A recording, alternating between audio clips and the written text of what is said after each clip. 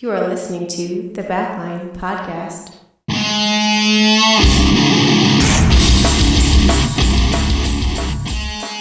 I'm Trey. This is Tristan. And you're listening to the Backline podcast. All right. Welcome back to the Backline podcast. I'm Tristan. I'm Trey. This is episode 19. So before we get into the episode, Tristan's actually going to take this episode. We got something a little different coming at you. But before that, I want to say this episode is sponsored by Kirkland Water because I'm drinking some right now. I'm rocking with the lime. I don't think you can just claim a sponsor because you're drinking something. That's how we But that's funny. Because we have like 20 listeners to the podcast, so I'm going to claim.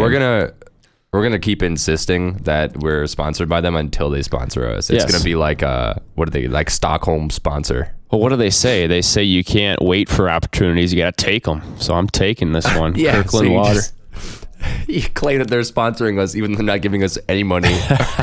Or you just drinking the product, dude? Seriously, like against bubbly and against bubbler and whatever else, Kirkland Water, the sparkling water. Way better. And you can attest, well, you've had some.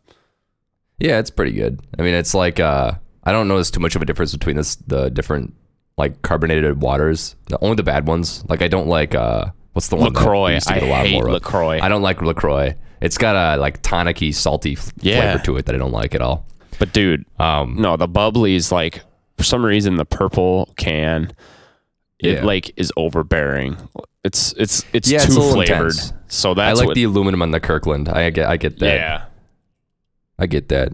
This is such a like why are we talking about water? No, you got to start. You can't dive right in, man. You got to give people something to get pissed off about. Is why aren't they started yet? These guys are talking about fucking water. Kirkland Water. I don't know if I've had like carbonated water in a long time. You get that shit in bulk at Costco, I get them in a 32 pack. That's insane. I need to get on the Costco bandwagon. It's all right. It's a madhouse. When you go in there, it doesn't matter whenever. Yeah, I suppose I can't do curbside pickup there. I'd have to go. No, it's a free for all when you're in there. Yeah. You know what I heard the other day is that their tire service is really good. Like, dude, I think they have gas and everything. Yeah, you can get gas there. That's right. They have a gas station. It's wild. And you can only get gas. And they have like a Costco card. A food court in there. Yeah. If you haven't, you have to try a Costco hot dog next time you go there. They look pretty big.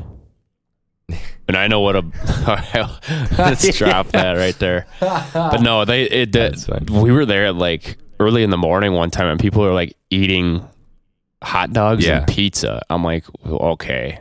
How long have y'all been up? Because it's 9 o'clock in the morning. It's not pizza time yet, unless you're eating a breakfast pizza. It's always pizza time.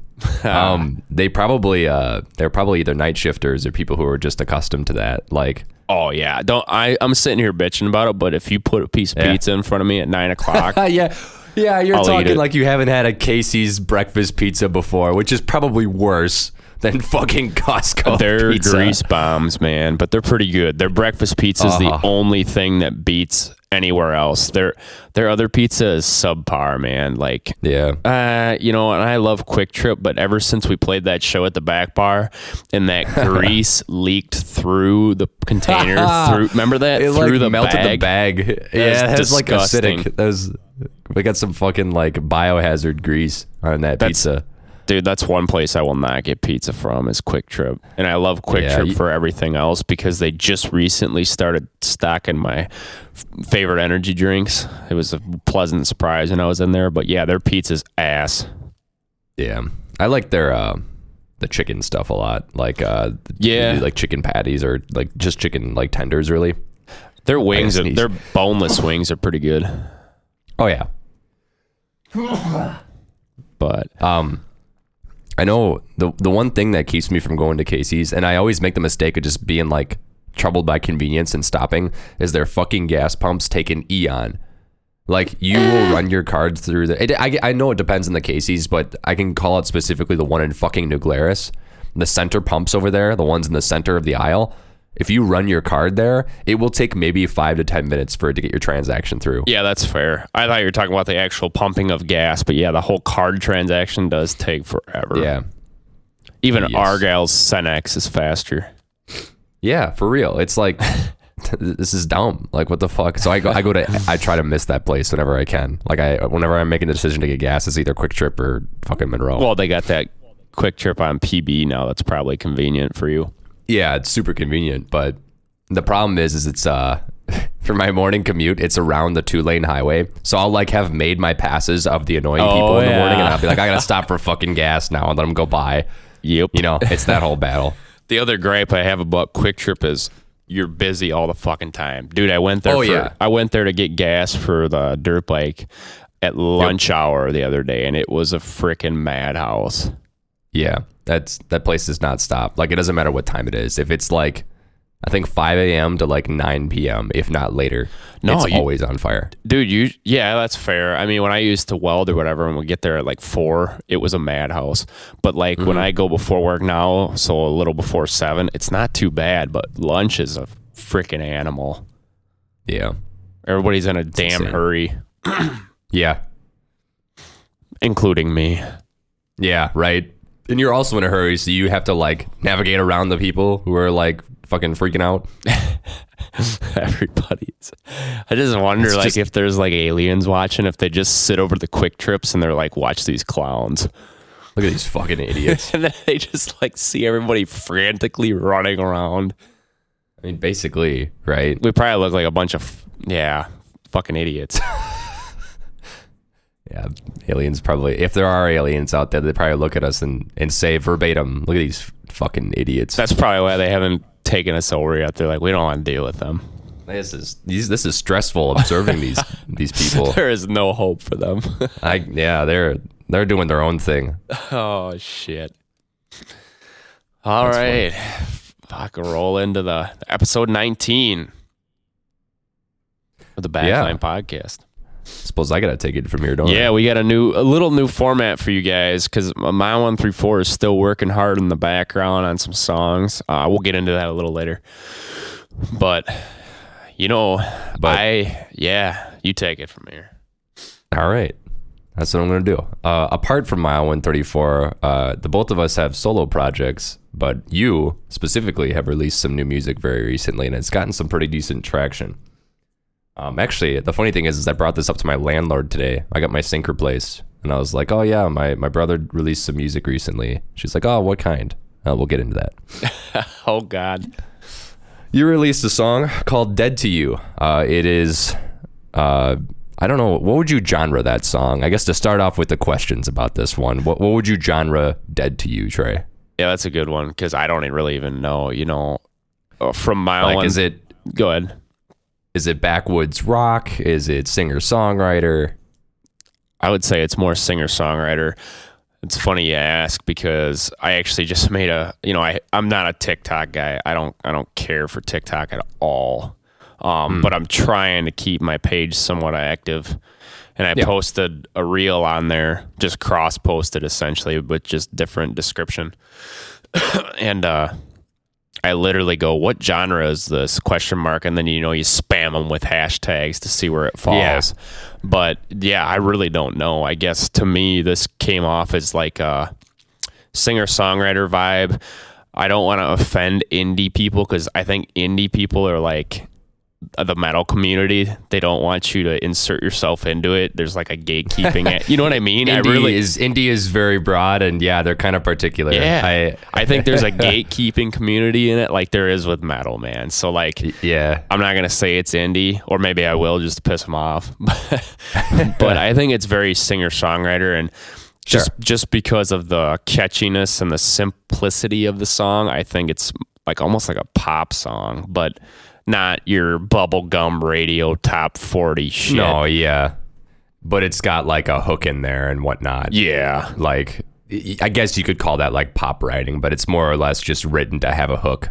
Yeah. But no, absolutely. On like, I guess going forward, like what what was kind of the building blocks of that song? What parts did you write first? And after that, after you answered that, tell me the meaning behind the song, if there is one. Yeah, so I wish I had a better story for how the song came to be, but literally it came to be in the shower. And with that, I mean, I think the melody. You brought the whole guitar in the shower. Yeah.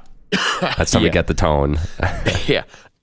Yeah. No, the melody was in my head, just that kind of step down of kind of, honestly, how I sing the chorus, those notes came, the phrasing and the notes came to me. I didn't have, obviously, lyrics for it, but the phrasing and the note ideas were there. Damn, this Kirkland water. Now, what? Down the wrong pipe. All right. I gotcha. It's hitting you hard. It went from an ally to an enemy really quick. Yeah, but the carbonation was good there for a second, and then it was bad. But no, the chorus was the first thing I wrote, and I actually ran downstairs in my towel, kind of dripping wet, just to record it quick so I had it. And then from there, you know, the lyrics were just inspired by a bad time, and I literally picked up the guitar just to see what I could do with the lyrics, and that's what happened. So yeah, it was a pretty easy one to write. I kind of take it back to like Your Lies, going back to Mile 134, where it's like the song just flows and it wrote itself. So yeah, just kind of happened. Absolutely. Yeah, kind of like Dead Weight too. That's nice when you get into that flow and the song just kind of happens. It makes for a well-realized song, I think. Yeah, and the only gripe I have is I sat on this for so long that the meaning, not the meaning, you can always connect the meaning, but all of that fun process, that flow state, I really don't remember a whole lot of it because I sat on this song for so long. Yeah, you kind of the process it took to get there gets kind of blurry after you like don't touch it for a while. Absolutely. So you wrote the chorus first per se, and then wrote the rest of the song around it, kind of building block style. Yeah, you know, that's the opposite of what I normally do. So that was interesting, but kind of just flowed. Yeah, no, I mean, it turned out. This is one of the questions I had is we've got a couple of songs about, Mile 134 has a song that is dead to me. and we have this one that's dead to you that you wrote. Are they related? What's going on there? Well, first, you know, when you get into an argument or something happens, your first that person is dead to me, and then you go third person, it's dead to you. No, I'm just kidding. Yeah, you just like make the meaning really cryptic. Trying to get all psychological and, you know. Yeah. But no, there's no relation at all. And I figured that was going to come up, especially when I started posting it to the public. I'm like, fuck. Like people are going to be like posting that song. Yeah, I'm like, he just ripped off Mile 134. And it's, he's really creative, man. But no, that's just what the lyrics were. And then it's like when I wrote the song, it's like, well, what else do you call it? Yeah, right. It's like, because that's kind of the hook. Yeah, exactly. It's one of those things where like you can try to give it a cryptic name or like a name that's just not part of the lyrics, and it wouldn't make any sense. Like it would just kind of fall flat artistically. So like, right, you name it the lyrics. But yeah, no, and then, you know, I know you asked earlier, and I'm going to revert back to it, but the meaning of the song, you know, meanings anymore, we kind of learned early on with Mile 134, like, you know, Sinner had some songs where we really over processed, and the lyrics are very detailed, and you know exactly what it's about, and it's like, it's a little too intentional. Yeah, a little too intentional. So you can figure out what the meaning of the dead to you is, but it's like, I prefer to keep the meaning of the song to myself, why I wrote it. But the top level is, you know, bad shit happens, and sometimes you're the perpetrator of it, the instigator. And then when it comes back around to you, it's like, hey, karma, man. But yeah, but yeah, no, I like to leave that's the high level, right? And you can gather that by the song lyrics. But I like to leave songs anymore, the meanings out, and just let everybody have their own interpretation, because I know that's some of my favorite songs, growing up. I think Smells Like Teen Spirit had a different meaning to me, and I'm like, hell Right. yeah, this is awesome. And then when I figured out like what it was, just Kurt just kind of being Kurt, not real deep on the, and I'm like, that sucks, Yeah. It can be one of those things where the song has more of an impact on the listeners than it did on the creator. Exactly. And it's all in then perception. Absolutely. I agree with you there. So, I just leave it at a top level, but yeah. Yeah.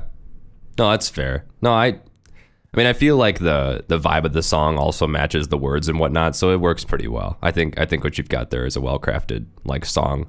Thank you. Oh, of course. Thank you very much. No, I'm just glad to get it out. Like I said, I know you and I recorded it, and then it just sat for so long. Yeah. And that's kind of what happens with those. I know we had a demo done for the longest time, and then when we were kind of cooking a little bit more, we worked on that one again. And you wrote that demo mostly by you crafted that whole song kind of by yourself. Oh, and I know yeah. it's your solo project, but you did most of that, and then I got a little involved when we were doing the recording part of it. Yeah. So just for all the listeners out there, any music that I say I do, Tristan has a hand in. Whether I didn't mean to steal your thunder. I wanted to talk on the recording process for sure. Yeah. But Tristan has a hand in, because I don't know what I'm doing when it comes to the DAW and the setup and all that. So I can fudge my way by, which is what I did for the demos, and kind of had some ideas for the leads and the small percussive instruments that are in there. But we did all the recording here in Mile 134 HQ, Tristan manning the controls. And then we actually did vocals at Tristan's place, the second take. That's right. The first take I was not happy with. And then I think you were sick the first take. Kind of like you are kind of right now how your voice is. Exactly. So, we did vocals at your place, and then we were even going to do a full-on band, electric instruments, but we kind of got talked out of it by people who had listened early on that the raw acoustic version was better, the stripped-down version. And, some of the songs that I like that Zach Bryan song, Something in the Orange, and, there's some other ones too where it's just simple, and it's you know what? That might be the better way to go. Yeah, no, absolutely. So you had plans to do a full kind of rock version of the song. Are you going to do that eventually at all, or is it just kind of going to be what it is for right now? Maybe in the cards for the future, but right now, no. Maybe a live. I don't even know if you could do a live recording, because there would be so much to it. Like an electric live recording, there'd be so much I'd want to add. So who knows? Yeah. I mean, yeah. It's kind of hard to balance that with a song like that, where the air is kind of what makes it. Yeah. It kind of creates the scene. The air of the lack of instruments makes the scene a little bit more than if you added too much. You would need to build too much of a setting. It would feel like a Broadway musical versus a singer-songwriter song, I think, anyways. That's my opinion. Yeah. But you're always right. And do you have anything coming up soon for next releases and whatnot? I got one in the works. I just did bass on the other day. That one will have other instrumentation on it. It'll be kind of the same tempo, same style, but I've got other stuff also that's a little more upbeat that's not recorded yet. But yeah, there's some more stuff coming. I'm still riding the Dead to You wave right now, trying to fight the algorithms and get my song in people's ears. So I'm doing a lot of reels and promo and stuff like that. And I hate doing reels, but in today's day and age, seems to be working pretty well. Yeah. For you. Today's day and age, it seems like that's what keeps people's attention. Kind of diversifies where your song and music end up. I like to call it doom scroller candy. That's not a bad term. That's pretty fair. Yeah, them doom scrollers will stumble on it somehow because you got to be particular on your hashtags you use. Yeah. But, you know, reels are, I say they're cringy and I hate them, but if you'd make it your own instead of fitting in with some of the actual cringy stuff that's going on, it's kind of a cool form of content. You know, it's like a short music video almost. So you have to, and I think we talked about this a little bit before, but you have to use it as a vessel to carry your music a little bit. Like it's the same thing as like when businesses moved to like social media for the first time and whatnot, and like Facebook became a thing and people were like, oh, I need to get my business on there, etc. It's kind of the same thing with these reels and whatnot. At least that's kind of how I look at it, where, you know, you may not necessarily like the content and the short form stuff, but you can use it as a vessel to get your music in front of people who would not normally listen to it. Yeah, it's just another sub platform. Yeah, absolutely. And I think what you're doing with that is working pretty well. Like I think the reels that I've seen are well executed and simple, and it works for, you know, hey, like this is the song, this is how you are listening to it right now, but you can listen to the whole thing, you know, elsewhere. And so you know, it works pretty well. No, yeah, it seems to be working all right. It's got some traffic. You know, you don't gain many followers from reels because it's just, again, doom scrollers, but at least you're getting, because I've done that. You know, I've doom scrolled here and there. Yeah, 100%. And 100%. I'll hear a song and I'm like, fuck, that was pretty good. You know. Yep. Yeah, I've personally found a couple of songs like that, and there's one out there that, well, it kind of killed me. I can't listen to it anymore, but I heard the song in one reel, and I went and I followed and I put that song in my YouTube like music, and then YouTube was like, oh, you must really like this song, and the band made like 100 fucking reels of this one song and just repeated a bunch of memes, and it killed me. I was like, all right, this is it. I'm done with this. This is too much. Yeah, but, see, there's a fine line with these damn algorithms. 100%. It's like you feel bad because like what they say is promote when you release a song, try to have content for like the next 30 days. I don't know if that means post every day for 30 days. I'm doing like twice a week posting reels. Yeah. And no, I mean, you're like, man, I hope I'm not burning people out, but I don't think you are if you keep it in check. Yeah, I don't think so. Unless you're like putting it on the front of people's pages and like the people who are already following you, right? Like they've seen it up a bunch of times. I mean, that's kind of what happens, right? Yeah. That's like a side effect, is that they see your stuff a bunch of times. But the point is that you get your stuff out there in a bunch of different formats for like, you know, the 1 in 5 doom scroller content viewer who likes your song and will like listen to it longer than the 30-second reel, you know? Right. So that seems to be working. I make that comment because, you know, the numbers on your like song listens and whatnot is like pretty fucking good, you know, for not to like downplay it, but like a single release of a singer-songwriter song, right? Like why would that get traction? But absolutely, it's doing well. Especially because I came out of nowhere. It's like, yeah, mile 1 through 4, whatever. But I literally didn't promo leading up to it, and it's like, boom. So yeah, it helps. And you know, I'll have more stuff up on my YouTube as well if people want to check that out, because I've got a visualizer and a lyric video and throwing around some other ideas there. But yeah. Dead to you. 100%. 100%.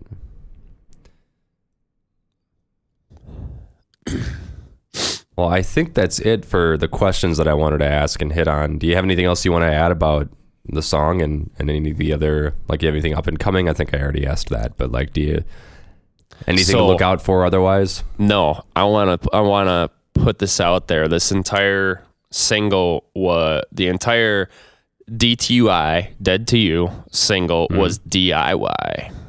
It was do it, or it's not technically do it myself, do it yourself. It was do it ourselves. But the content on the reels, all the instrumentation playing, the recording, mixing, mastering was all done by us. So I just want everybody to know shit's possible. So yeah, it was super cool to do it that way. It's a pain in the ass. But it's nice to have total control over your project. The only downside, I'd say, of recording by yourself is you don't get that, you know, extra set of ears, that outside perception.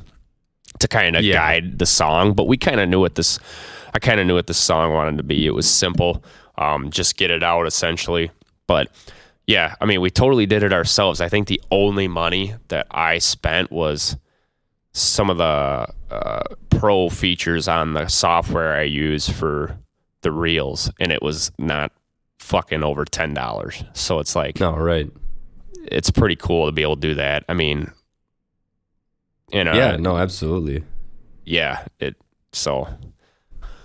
I mean, like, not to bash studios, but to comparatively to like not have to go to a studio and get something that is, basically 90% the quality is kind of nice. And then for your content and whatnot, going alongside that is like you're kind of doing it your own way, DIY, to the point of like to the point of it being the art as well. Yeah, well, I think where we're at with music, regardless of whether it's me or Mile 134, is, we've talked about it on previous podcasts. We've talked about it internally. It's like the whole fun thing of doing it yourself is the learning that comes with it. Yes, it's a pain in the ass, but it's another skill that you acquire that makes you feel good. Like, hey, I did this, Yeah, we could go to a studio and have it be somebody else's problem, but it's like, it kind of keeps you accountable too, because it's like, there's some weekends, and now I'm going to refer to Mile 134, but there's some weekends where it's like, fuck, the last thing I want to do today is sit in the studio in the, Mile 134 HQ and record music. Yeah. So it's like, up to that point, you're not going to want to do it. So you practice, you prepare, you come in, you do it, bang it out, and you learn in the process, and then you feel good at the end of it. So yeah, for sure. And if you suck, like, it didn't cost anything. Like, exactly. If the studio time doesn't go well, the only thing it costed was time. Yeah, and this is a whole nother podcast that we should chalk up. Yeah, this could be a whole nother episode. Sorry. That's not 100%. But it's like, yeah, we invested in the gear to get it, but we also didn't go over the top with the gear. Like, I mean, yeah, it's our road gear anyways. The only thing you do is refresh your stuff, but it's the gear that we used for performing. So it's like... Yeah. And I don't think we have over $1,000 in the studio. No. So it's like... It's like you would spend that on anymore at a studio for 2 days. It's a studio. Yeah. And again, we're not bashing studios. I love the studio we work with, but it's like 100%. There's something to be said for do it yourself. And that was the big thing with Dead to You. It's like totally ourselves, and for everybody listening to hear about Mile 134, yes, there's stuff in the works, and it's all do it ourselves. So excited about that too. Yeah, absolutely. But stuff is coming down the pipeline with either of us and the stuff that we're doing. Yeah. Yeah, and then you've got stuff too, and stuff out already. So a lot of music. Absolutely. Always growing. I don't think we'll ever stop doing music. But No, but yeah, so the last thing I'll add is be sure to... I've got a hyper follow page, which is something my distributor... Wow, I said that odd. Distributor for my music supplies, and it's a link to everywhere you can get Dead to You. So it's got Spotify, obviously, Apple Music, Amazon, etc. So check that out. It's on my Instagram page, and then obviously I've got my YouTube. And I just want to say that paid subs, you're going to get something from me in regards to Dead to You when this podcast is over as well. So awesome. Nice. All right. Well, thanks for sharing about the new song. I'd say I need to give it a listen, but I think I've heard about 100 times recording it and editing it. Oh, and yeah. I think you get a pass. I won't bother you. I'll give it another celebratory listen after this. Good deal. To add one more listen to whatever platform I listen to it on. But no, those hyper follow platforms are really good because you can, not everybody has access to every platform. They each have their one. So it's a good place to find where you can find your music. So be sure to give Trey's music a listen. And then while you're at it, listen to some Mile 134 stuff because, hey, they're pretty good too. Yeah, I suppose. And there's more stuff coming out by them. So yeah, no, I will link the Hyperfollow page in the writing of the episode. So thanks for tuning in. Thank you for listening to the Backline podcast.